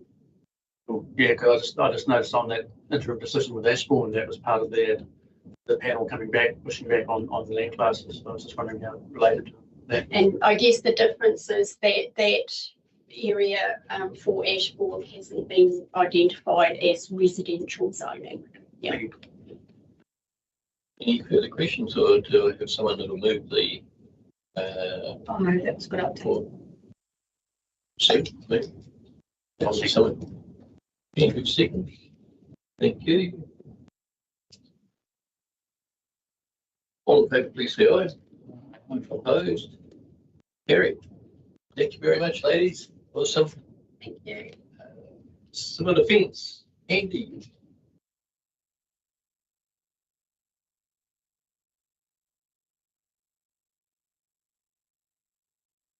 Welcome to the room, gentlemen.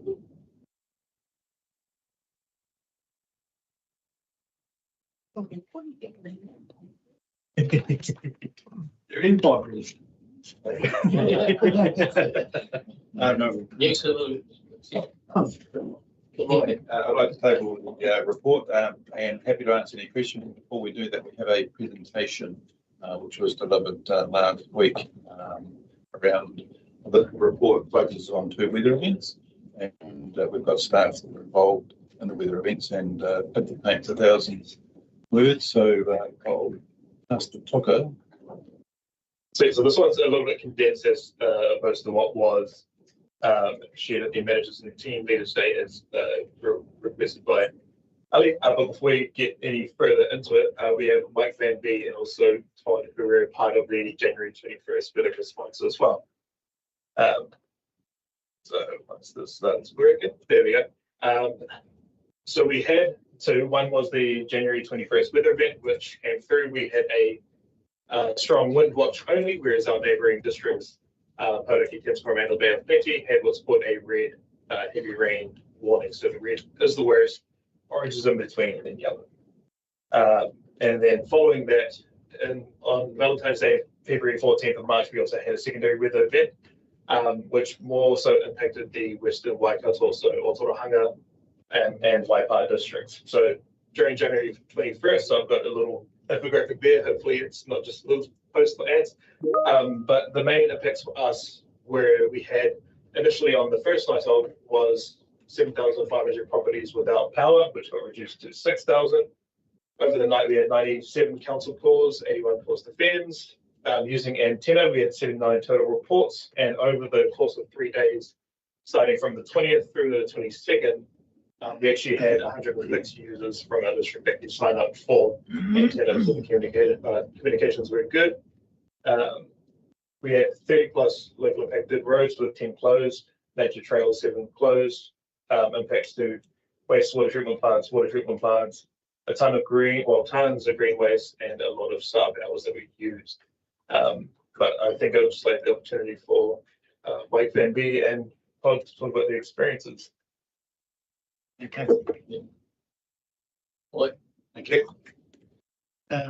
So as far as the roading team goes, it was pretty quiet until about PM on the Wednesday night when the wind started ramping up across the district. 8:30, our first calls came through for trees down around the district. Jarrah Gordon Road was the first one just out of town here. The trees were up in the power lines as well, so we couldn't do anything with it until we had assistance from Piako, and they didn't attend till 36 hours later. So by that stage already, Piako were pretty inundated, and we had trouble getting hold of them. So from then on, we made the call that we could do what we could do. If we could get one lane open, that was our mission. If the trees were too big or it's too dangerous to do anything, the roads were closed overnight. Bolton Hogan, our contractor, quickly mobilised additional 3 crews over the next couple of hours, and they worked right through the night.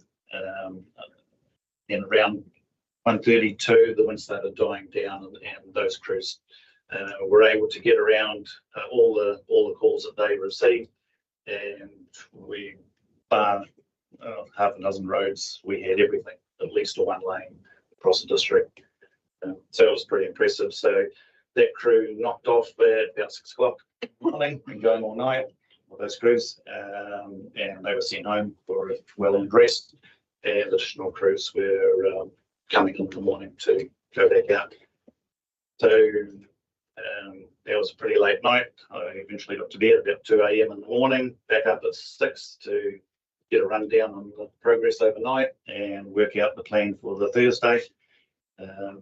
So teams went back out on the Thursday, revisited all areas, and by the end of the day, other than the roads that were affected by power lines down, all our other roads were open to 2 lanes. So the cost on the roading budget, about $20,000 just for the rural stuff, which is pretty light. We did have a lot of assistance from farmers actually in clearing roads, which was great. Learnings, we had a bit of a learning that needed a bit better coordination between the calls coming in from our browse call system to our contractor. So we had debriefed with our contractor, and we've come up with some really good plan for better coordination of that, and that'll help Bolton Hogan. So that'll help getting information back into the INT during the events as well. So yeah, so that might come into play tomorrow. We'll see. So that's it from the roading side. And Mike, are we able to establish a more direct line or a backbone or something to Piako for these types of things? Or we do have some contact with them, but yeah, just getting them to answer the phone was difficult. And like I say, 36 hours to visit the site out here, and they were just on the run so quickly. Yeah, I'm guessing they're all up in the red area. Yeah, 100%. It was just the magnitude. It's not much they could have done, really. Yeah, no, that's cool. Unfortunately, we don't have a priority over anyone else. Not council. So, yeah, thanks. Thank you, similar to Mike, we had staff out there all that night, and those that lived in Matamata would understand what they were dealing with if they woke up in the morning, or when they woke up in the morning. There was total devastation through there. So just to give you a bit of sense of how big this event was, I'll just share with some key numbers, and I'll keep it pretty brief as far as I can. So we dealt with about, in the first 2 weeks, 250 CRMs. So that's 250 requests we got through from the public in that first 2 weeks. There was everything from down trees, blocked roads, damaged reserves, you name it, we had it. Each one needed to be logged, prioritised, and actioned, often while the situation was still unfolding in front of us. So we were actually discovering things ourselves as well as reacting to what the media was telling us. Our staff also put in 1,250 hours of labour in those 2 weeks. Doesn't seem a lot, but to do that, well, it does seem a lot, but to do that, we did that across all our teams. So we all had to chip in to have a response. This was particularly hard when we were juggling our normal BAU as well, and responding to what needed to be done for the community. In that period of 2 weeks, Mike alluded to, the community stepped up as well. There was Matamata tractors, for example, on the day after the weather event, went down Muir Street and was letting people out of houses that they couldn't get out of to get to work. So that was sort of systematic across the whole district. I talked to a number of people that were out there trying to help. So that was a good response by the community. A local trucking firm, to give you a scale of the amount of green waste we took away 22 trucks of green waste in those 3 days after the event. That was with us loading them and taking it to Wilson's. So that showed you the amount of debris that was taken away by KBS that was on the burns and reserves. This is just what we were dealing with in Matamata.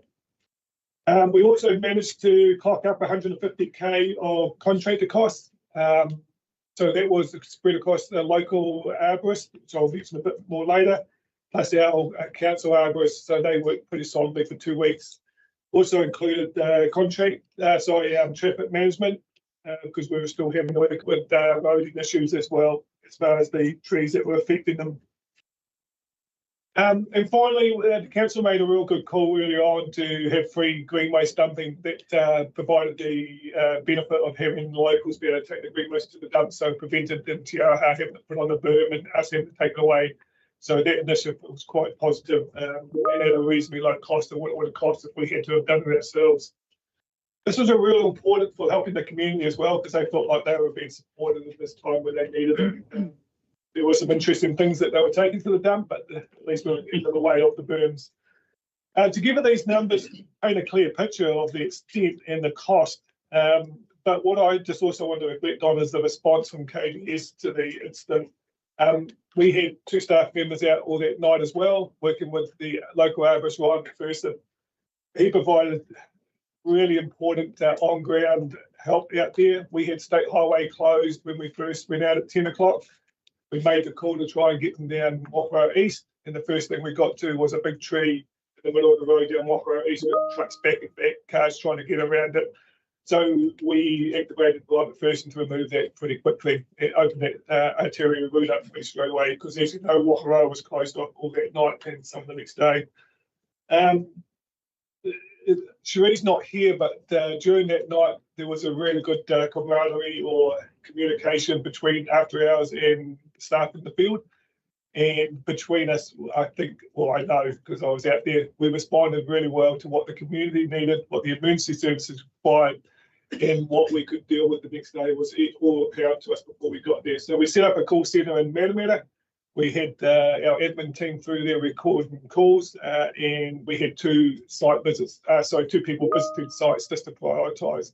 Because as you can imagine, there was a lot of calls coming in, not knowing which one was a little twig on the side of the road to a tree crossing the whole road. Is it over? No, we're still dealing with the aftermath of the event. We've got the Riverwalk in Minesville that has a rather large tree on it, with another tree beside it that will need to come down. Estimated cost for that is between 30 to 40K, just because of the location and how we've got to get it out, plus the repair to the walkway afterwards. Yes, and there's still trees out there that got branches hanging in that we're getting around to do that at least important that we're getting to now. We also unfortunately lost 2 major trees in Centennial Drive, and they were significant old trees. So it did have a big part to play. And just want to finish by saying I was really impressed with the way that the information was shared, the information came through, and ultimately the decisions were made that contributed to this being a minor event as far as the community impact, because we moved on really quickly within those 2 weeks. I think my first phone call was to either Manaia or Fiona, I can't remember, saying that we've probably got a month or 2 of bloody work out here, because it was a total mess in Matamata. And those that didn't visit would not understand what they were dealing with. So it was really odd. It was recognised and being quite significant. Thank you.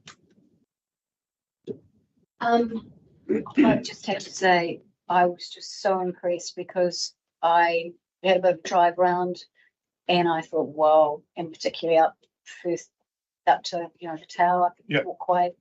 And I mean, that big tree had come down and various other people. I ran into Ash during that day and we had a bit of a drive around. But you guys, within 3 days, I could not believe what you achieved in tidying things up. Yes, there's still the first town there in Waharo, but you know, we were lucky we didn't lose some lives in Centennial Drive, because that, what was it? It was a magnolia. What was it?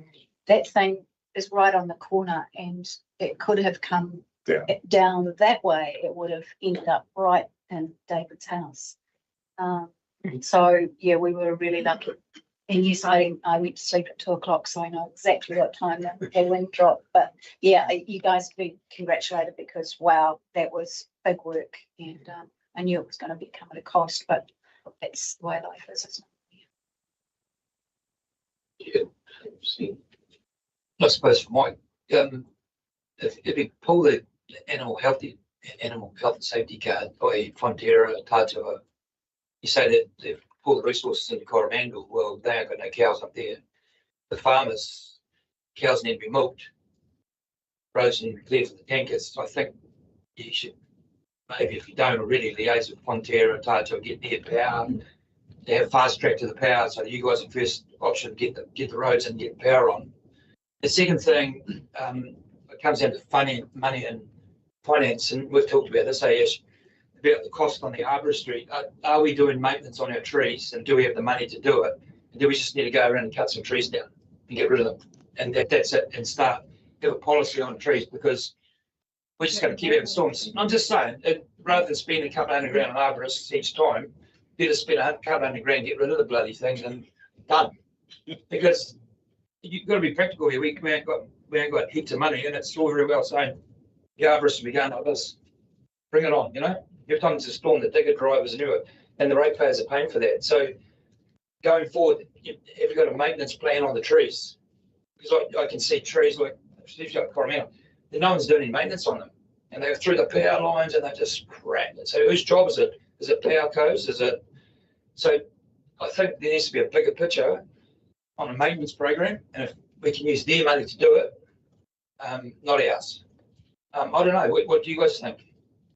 From a rural perspective, yeah, I'd love to see a bylaw banning trees on road reserve. Well, there you go. We spend 50k. We have a budget of 50k a year to remove trees, and we could use many times. We've been talking about that, Mike. Yeah, I mean that may mean Ash.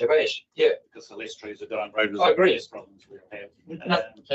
Yeah, I think that in all fairness, I think there is something in the pipeline coming back to council, because I brought it up years and years ago about having our own qualified arborists, and you know, it'd be a full-time job, because Sue and I, when we went for that cruise tour, we also saw a couple of trees that were rotting on the inside, so that we didn't know, and they'd fallen onto the road, and you know, they'd been pulled apart. So that is a conversation that has to come back, because we've got a big chipper, eh?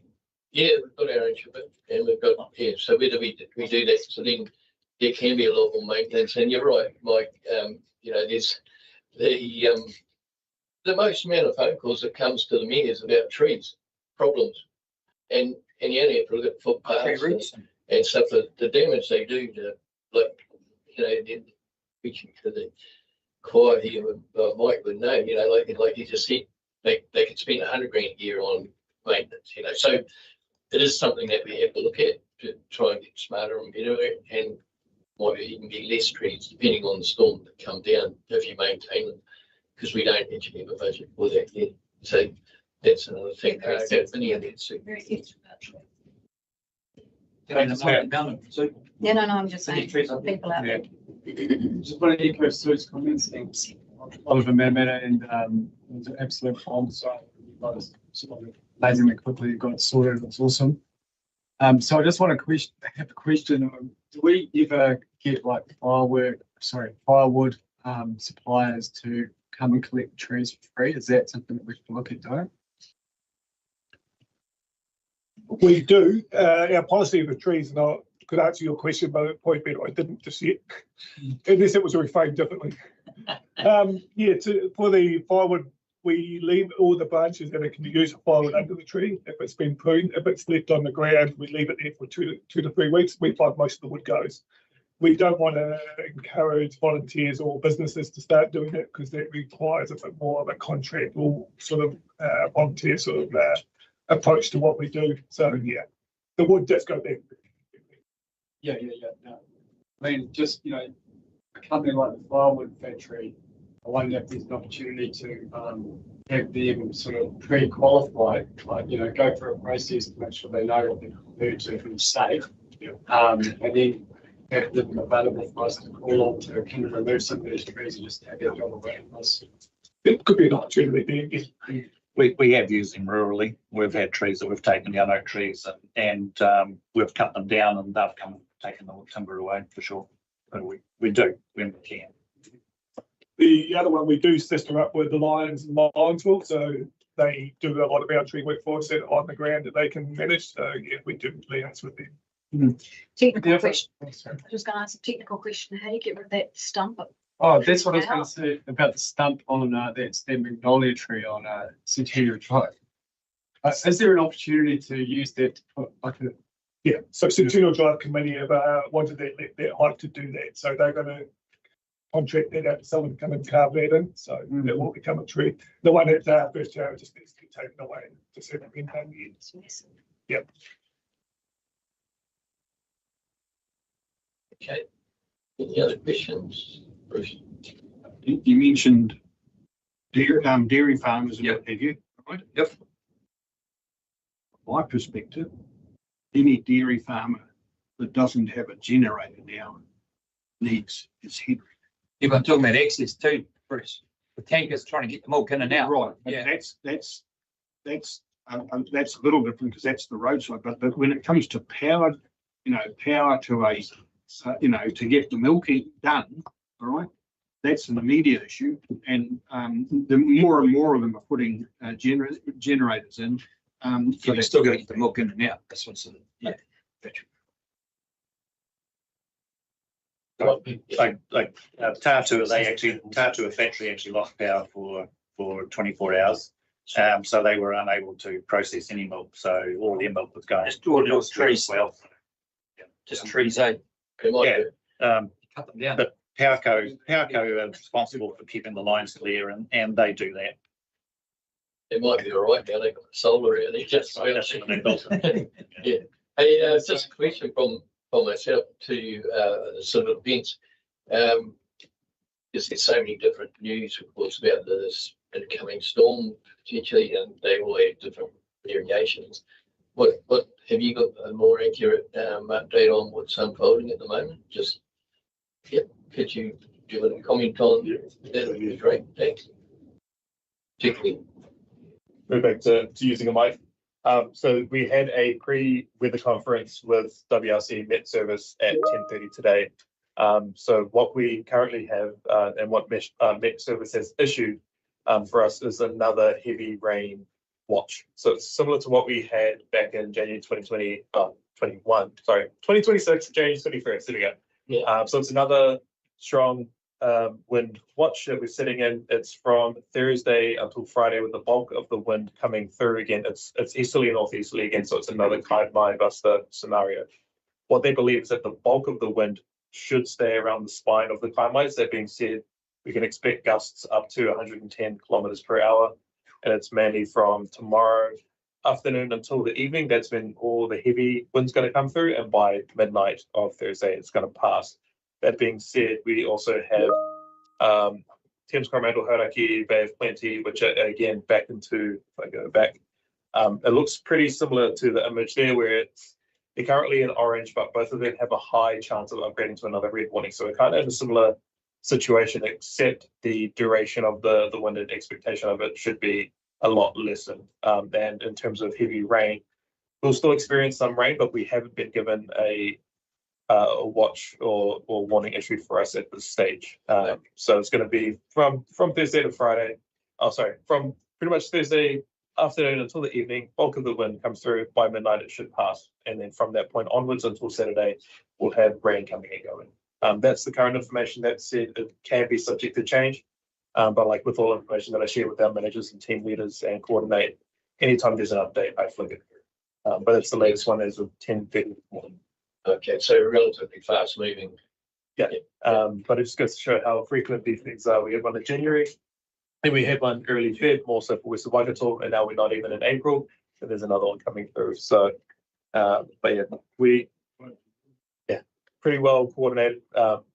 And going back to, I guess, the conversation with Fonterra and Tātua, what we have, if there is a need for farmers to attract, we actually have what's called a welfare cluster within the Waikato region. So we work actively with them. So that includes Federated Farmers, Tātua, Fonterra, Rural Support Trust. So if there's a need, they are our main go-tos. So they help understand what the requirements are, and if we can provide them, we'll provide them. If we can't deal with it internally within the district, we have the support of being coordinated by the region. And if the region can't do it, then we can reach up to national as well. So we have those lines. But yeah, I think trying to iron out something for a district will help us not have to rely on the region, but we'll get there when we get there. Yeah, thanks for that. Appreciate it. Where is the swirling bit going to go? What's your address on the west coast? West Coast. So Conrad asked us tomorrow. Yeah, tomorrow. Evening's up there. I live in 2-story wooden house. It's a cedar house. Scary.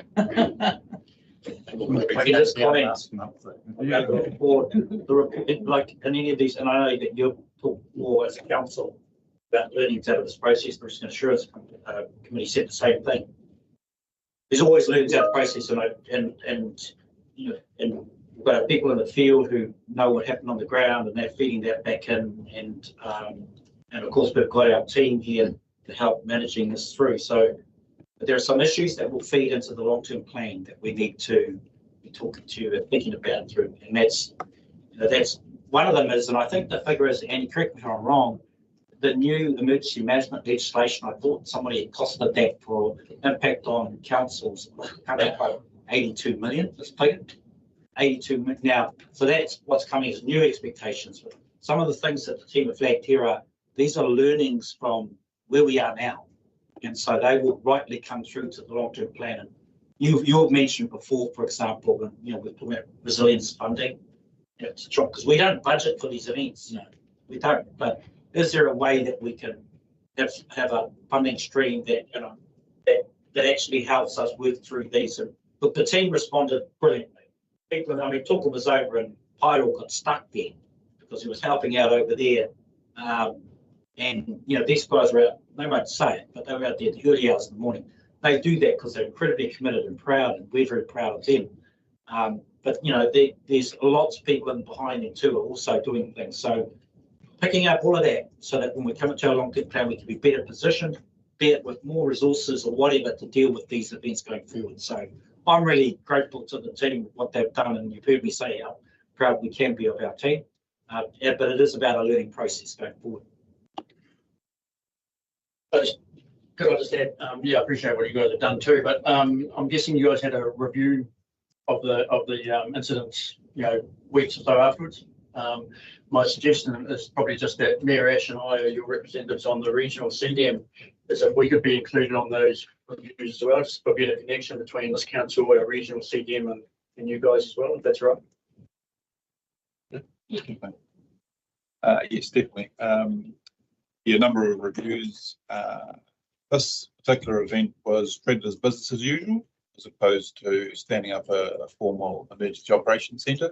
If we had done that, then the coordinating executive group may have requested an after-action report, and that's another thing that another mechanism that the group have. So we weren't there yet, but we've certainly got some corrective actions to concentrate on going ahead. Just as an example, if I can, for around expenditure, perhaps unforeseen, some marae stood up in the Oklahoma event, and in preparation they spent money, and that money has to be reimbursed. And initially, council are responsible for reimbursing that, and then NEMA, the National Emergency Management Agency, they're looking at how they're going to fund that. So the new minister is over a lot of things now. If we have an event, we activate an emergency operations centre, perhaps consider declaration. We shouldn't be surprised if Minister Mitchell doesn't show up here for at least a day and, yeah, exert some influence. So that's something that they experienced in Oklahoma, which was, yeah, they dealt with that issue. But yes, that's one thing that's very focused. So that's just potentially a couple of things ahead. So hopefully it won't happen, but yes, we need to be prepared for that as well. Yeah. Excellent. Thank you very much, gentlemen. Yeah, top work, much appreciated. And hopefully it wasn't a practice for the next couple of days. Yeah, thank you very much. Okay, have I got someone that will move the towards? Andrew and Vinny, second. All in favour, please say aye. Aye. Opposed? Gary. Okay.